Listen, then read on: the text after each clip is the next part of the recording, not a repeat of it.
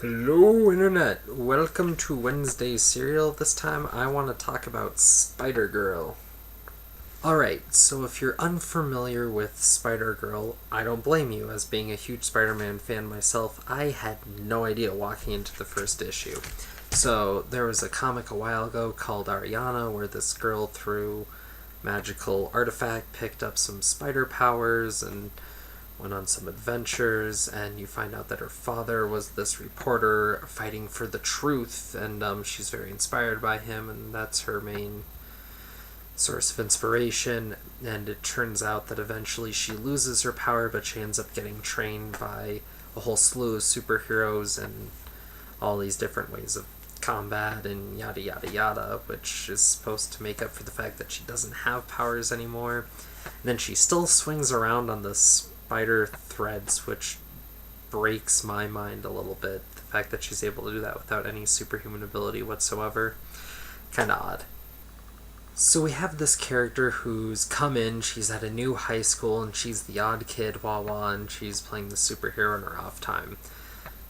Sound familiar? I'm sure it does, and for the most part I try to avoid high school books, and for the most part this book hasn't touched on high school really at all in the first two issues. There's a little something, but really not so much. It's just a younger hero, which I can stomach that at least. Now, the first thing you notice when picking this up is it says Big Time, which is supposed to be tied across three Spider-Man titles, Spider-Girl, The Amazing Spider-Man, and Osborn right now. Whereas I see how Osborn and Spider-Man are having some ties in between each other, this book is really independent of itself and actually has only really dealt with the Fantastic Four instead of Spider-Man. There's a brief sequence in the first issue with Spider-Man where he talks to Spider-Girl and kind of about how he's proud of her dealing with an event that took place in The Amazing Spider-Man not too far back, but really no. So why it's being tied in, I think, is just a stupid sales pitch in the way they do comics now, which is unfortunate because it's kind of misleading. Honestly, I wasn't even going to bother with this book at first because I wasn't going to pay $3.99 for what is clearly a B-list title. I mean, I'm sorry, Spider-Girl tie-in Big Time, and after reading the first issue, realizing this is not grade A material in art or writing, I didn't want to pay a premium for it. But $2.99 regular comic, I want to support that, and I was honestly curious because there's a few elements to this book that are unique and interesting, and I want to check it out, and I was like, $2.99? Give it a shot.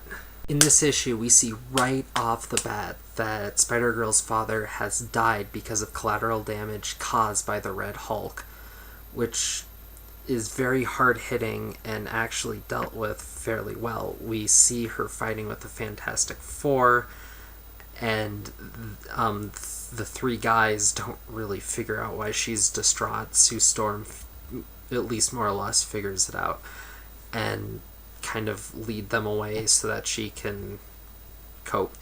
And you actually see a legitimate, well-written, well-done response to an event like this. And this book is moving, but it's taking time where it needs to. I mean, it's still going to be written to the arc or whatever, but this issue deals with something not in a way that's dragged out, but in a way that feels real but is paced, and it keeps the story moving. And I actually think, as far as legitimate emotional response to a distraught thing that is kind of trope, it's handled well. Now, part of that, and part of the reason that I was reminded by this book, and an interesting aspect to this book, is instead of really having thought bubbles, a lot of what this book uses as a device is a Twitter account, the Spider-Girl at symbol, obviously, and it puts up her thoughts, and it's there. And there actually is a Twitter feed that you can respond to that takes these from the comic and posts them pretty much on the day the comic's going to come out. And there's some discrepancy, and some stuff is, I think, only on the Twitter account, and it's interesting to see, but it's kind of bizarre reading these tweets independently and like trying to figure it out, and then reading the comic and seeing it from there. And then so by doing that, actually, it's kind of interesting because you get to interact with, oh man, if you're just reading these, you get these different impressions and you wonder what's going on because of that. And then you see it happen in the comic later, and you understand what's going on, then you get to come at it from a different angle, and it feels kind of like you're getting inside her head because of that. It's a very interesting thing, and something that hasn't been done with any comic that I know of before. There very may well been one beforehand that was probably a lot more of an intelligent, independent project. And it's just so bizarre to see this use of multimedia, and it's a great thing for a comic that, for the most part, I mean, Spider-Girl is going to be overlooked, but it's such an interesting device and something kind of unique, and it's just going to be overlooked when it's something unique and actually pushing this medium to do something different. Another really impactful thing about this story is there's another character who's one of Spider-Girl's friends who also had a death in the family due to collateral damage by a supervillain. And in that case, it was the Green Goblin dropping pumpkin bombs in a fight with Spider-Man. And this girl admits that Spider-Man was a hero that day, stopped the Green Goblin. I mean, didn't do the normal Marvel citizen response of being a blind idiot. But at the same time, her mother wasn't saved, and so that character is obviously saddened by the events. And it's just one of those things where in these comics where they're blowing up buildings, doing all this, and destroying cars. Also, another thing there is the Red Hulk picks up a car with a guy still in it, and Spider-Girl's just pleading with her to put down the car to save that guy's life. And it just made you look at all the carnage and destruction that goes on in Marvel, and touches on something actually that I've heard debates about with the Hulk before, where a while ago, and this was debated back and forth even in the day, that the Hulk had never killed anyone, and people are saying you can't run through a building in Manhattan and claim that you didn't kill someone. That's ludicrous. Of course the Hulk has killed people. And Marvel, at the time, one of them said, no, you never see him kill anyone. He doesn't kill anyone. He's supposed to be a bizarre take on a hero, yada yada. And it's this idea that with all this destruction, with all these things going on, people are being hurt, people are being killed in the mayhem. And it kind of gives you a look at all these heroes and what they're dealing with, and realizing, I mean, usually you look at the supervillain, it seems kind of corny and all that, but if you look at all that going on, there'd be so much going on, and them trying to deal with it as quickly as they can, get away from civilians and other people as quickly as they can. It would be this whole other deal, and I think it adds a level to every comic that's willing to address the issue on this level and make it not less real but more impactful, realizing that if someone drops even a fairly minor explosive in downtown Manhattan, it's going to have a number of real life consequences, and by just skirting around that, you're doing a disservice to your story. Now, while I don't think this is particularly the greatest comic to come out or the hottest thing, it is in no way a bad comic, and actually is handled really well.